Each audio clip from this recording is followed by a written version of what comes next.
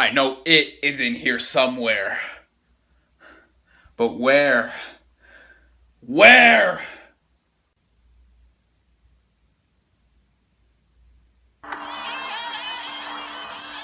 Ah!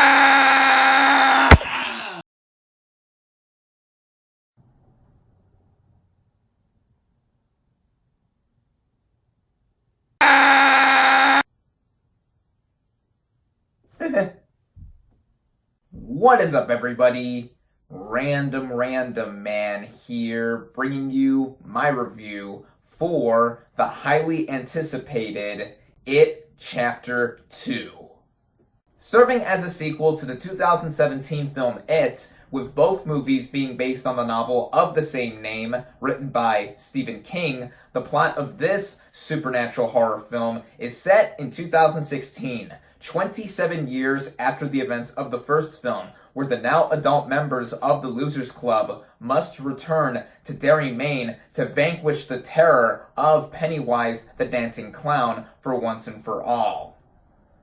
Going into this movie, I was definitely looking forward to seeing it. I really enjoyed the first film from a couple of years ago, which took me a bit by surprise given how, A, I am not the biggest fan of horror, and I've mentioned that time and time again on this channel, but like I said, I really dug the first film, and B, I'm not the biggest fan of clowns, scary ones specifically. I've said before that I am afraid of them, but I mostly exploit that fear for humor now, and I think I've gotten over that phobia.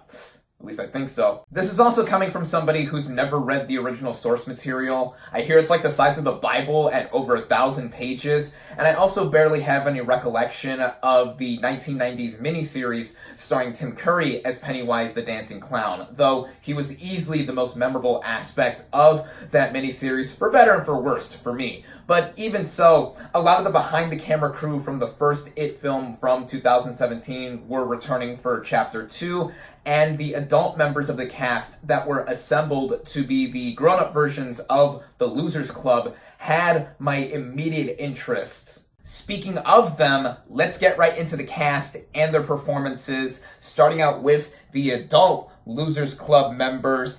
James McAvoy as Bill.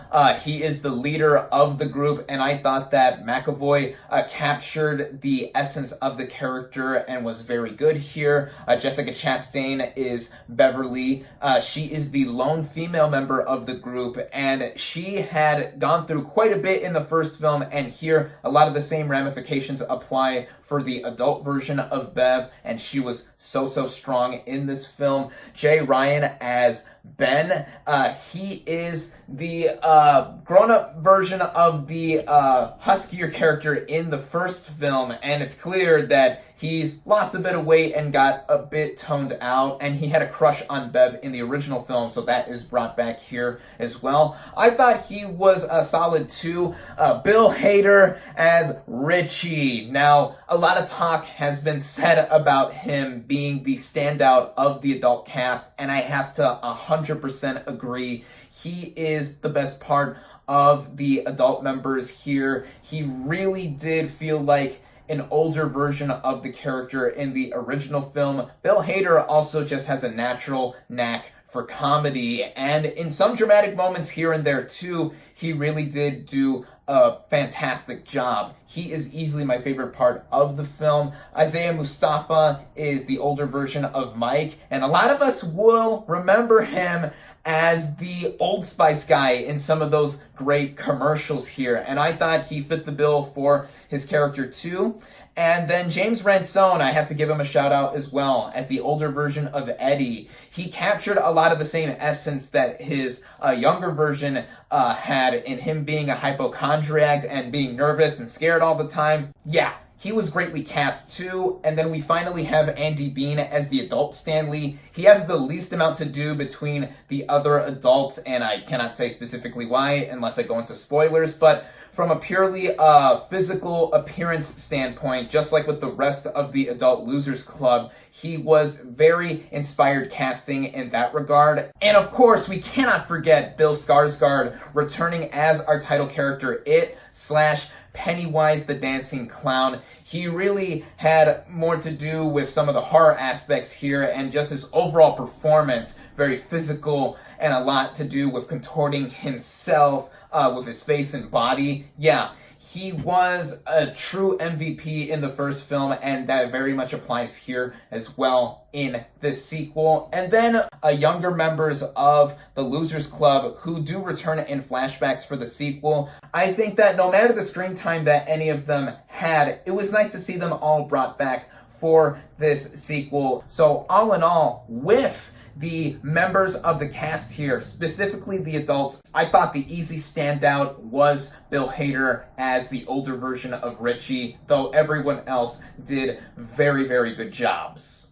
The writing of this film, which like the first movie was done by Gary Doberman, instantly sets this movie up to have a lot of callbacks to the first movie while introducing us to the adult members of this team and now having their own individual lives, with Isaiah Mustafa's Mike character, now an adult, still living in Derry, Maine, being the catalyst to bring everyone back together. I thought this was a neat way to reorient us into these characters again, and also this universe, while giving us more to how this world is functioning now in the modern day, as the opening scene of this film really shows off that this town is still very cruel and vile with its own demeanor. When the Losers Club does eventually come back together, I thought that the scene in the Chinese restaurant they were in was easily my favorite of the film, because we get to see the chemistry between the characters rise back up again, this time as adults.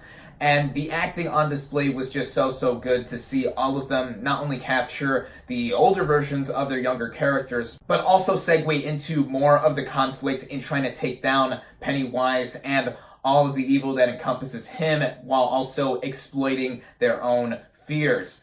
This movie does flip-flop back and forth quite a bit between the events of the first film and the current events of this sequel, which I said before is a nice way to get us back into the characters. But then we also get some filler in between that helps us try to get some sense of what happened in between the events of the first and second film, or what happened in the events of the first film that we didn't get to see entirely. Now, from what I've gathered of fans' opinions on the original book and their opinions on the 1990s miniseries, their least favorite aspects of the It story had to do with the adult versions of the Losers Club. But again, as I mentioned before, myself having not been really in tune with the story prior to the 2017 first film, I found myself into the story for the most part. Though I have to say that with the way this movie ran, at a behemoth 2 hours and 49 minutes, it really did feel its length at times. Not that I was ever bored by this movie, because I found myself to be entertained by it for the majority of it, but at times I did feel like the movie did need to trim some excess fat off of it in order to have a more concise and honed in narrative. To compare to other lengthy movies of recent memory, this film has the exact same running time as Christopher Nolan's Interstellar from a few years ago, and I felt that movie not drag at any moment because I was so into the narrative. Even earlier this year's Avengers Endgame, now the biggest movie of all time, with its 3-hour length, I felt like that flew by in a snap, no pun intended. And then even earlier this week on Labor Day, I watched Once Upon a Time in Hollywood for the second time, this time in 35mm. What an experience that was. And that film ran at a similar 2 hours and 40 minutes, yet I felt that movie not drag as much as It Chapter 2. Oh, and by the way, now that I've seen Once Upon a Time in Hollywood for the second time, I do think it's a masterpiece and one of Quentin Tarantino's best films, and it is my absolute favorite movie of the year thus far. But anyway, with It Chapter 2's length, yes, I felt it was overlong, and it was mostly due to the third act, feeling like it was bloated and it going on for a bit longer than I would have anticipated, and also in some regard to the flashbacks, because the movie is reliant on using them as a means to get us some more information, as I mentioned before, that we didn't get from the first film. But at times, I thought that they were needless and took some of the focus away from the adult members of the Losers Club. Which brings me specifically to what was done with the younger cast, as even though it's only been 2 years since the first film, these kids are at an age where they can grow up rapidly at such a short amount of time. So some de-aging CGI technology was used on their faces to appear as if they were in the first film again. Now, I knew that going into the movie, so I thought it was not going to be that noticeable. But in certain instances, I did notice the CGI on characters' faces, specifically with Finn Wolfhard and Jeremy Ray Taylor as the younger versions of Richie and Ben, respectively. And I thought it stuck out like a sore thumb, but it didn't last very long, so it's not that big of an issue, but it's something to bring up nevertheless. But even so, in the way the movie did run at its lengthy running time, I was never bored necessarily, and I was always into what the movie was going for. Similarly to the first film, I thought it was well directed by Andy Muschietti, who returns here behind the camera again. And with its tone, it is part creepy and part comedic as well, with the first film having a bit of comedy, not just from the characters, but also in some of the situational aspects as well. Here, it is played up a lot more, and it does have to do with something else that had me scratching my head while watching it, and it's with this movie's over-reliance on jump scares. I thought that this movie was more jumpy than the first film, and while the first movie did get me genuinely freaked out a couple of times, in this movie, it felt like the use of these jump scares and like loud noises and anything popping up out of nowhere was cheap in it not feeling as scary as the first film, and I wasn't even that freaked out by the first film, despite my aforementioned phobia of clowns. So with that, it was repetitive in the movie's way of going in the flow of its narrative, and also it was more funny than I expected it to be. Me and my audience were cracking up so much throughout this movie, and I don't know if it was intentional or unintentional, but there is that as well. But it did help with the entertainment value of this movie too. Other areas that still had me into the movie as a whole had to do with the production design and all-around look of this movie. Very similar to the first film too, we have the town of Derry, Maine, only slightly modernized. It looked just about the same as the first film, but it just goes to show that this small town setting never really changes, as the narrative makes very clear in the main characters having to vanquish Pennywise again. With Pennywise's specific look, speaking of him, he looks very great as well, with his costume being similar to the first film, and also the various forms that he has throughout, and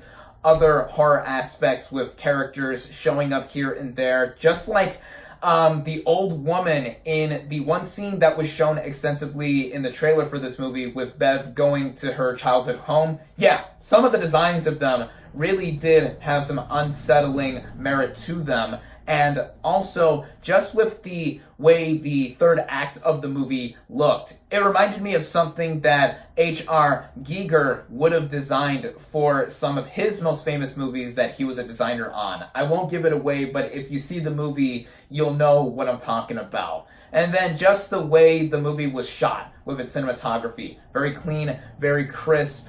And then the music too, amping up a lot of the moments. There was one weird use of this popular song in one terrifying moment of the movie, but still, again, the way this movie is handled with its tone, it is a lot wider in range to the first film in that it fluctuates back and forth between comedy and horror to a greater extent. But even so, it still had me into it. I thought it made for a fulfilling finale, and when looking at this film compared to the first one, the first movie sticks out more in my mind in being more well-made and tight in terms of its narrative flow, making it Chapter 2 not as good as the first film in that regard, but part of it has to do with this being a situation where it is very much set up as the second half of a narrative that was set up first, and then putting them together, it makes for a 5+ hour experience if one is willing to go through all of that.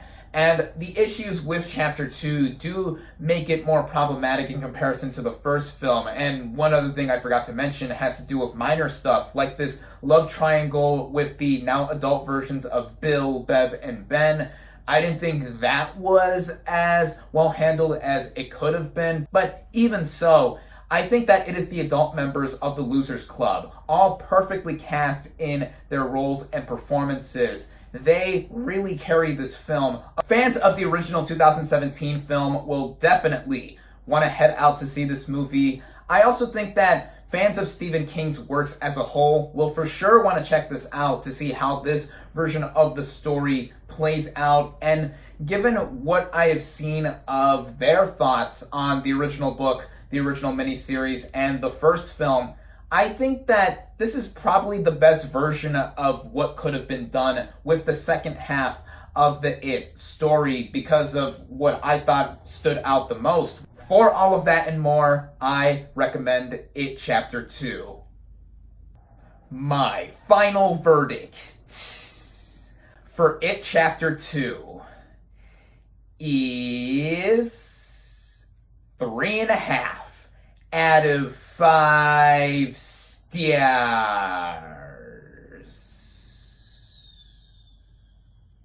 Thank you all, as always, for watching. Be sure to like this video, comment on what you thought of It Chapter 2. Social media links in the description. Subscribe to my channel for more, and I'll catch you on the next movie review.